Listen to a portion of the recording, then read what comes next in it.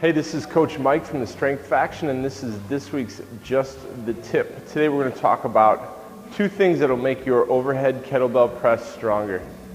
First aspect that we're going to talk about is finding the groove for your press, right? So everyone's press, and by groove I mean the path your arm takes during the press, is going to be different, right?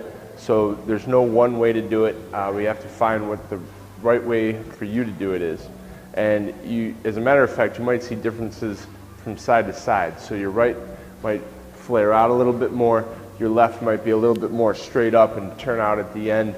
We have to find out what's right for you. The way we're going to do that is to reverse engineer the press. We're going to start up at the top, we're going to come down nice and slow, maintaining the wrists over the elbow position, right? So we never want to have that elbow flared out or flared in from underneath the wrist. So what we'll do here is clean a bell up, get it up overhead, and we want to start in the end position, meaning our biceps to our ear, our shoulder is packed, right? We have space here, we're not shrugged up, right? Nice packed shoulder, we're tight here, we're not overextending in the back, right? So legs locked out. And I'm going to get some good body tension here and then start my descent. So I want to start my descent by leading with the elbow, and the entire time I'm keeping my wrist directly above my elbow.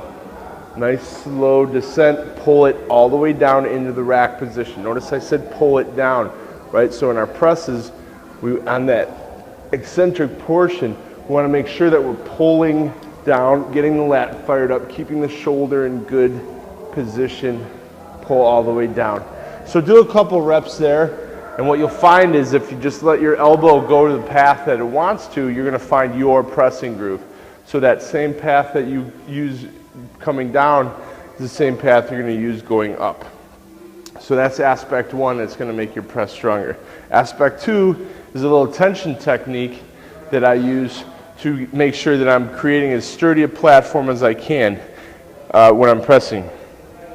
When I do that, what I do is make sure that when you're pressing on your concentric portion, I want you to rotate your heels out, right? So think about how in bench pressing, in push-ups, we want to break the bar, we want to torque our hands into the floor, we want to torque our feet into the floor the same way when we're pressing, okay? So you're not actually going to slide your heels out, but I want you to kind of create that pressure where you're corkscrewing your feet into the floor, and what you should feel is a lot sturdier base, okay?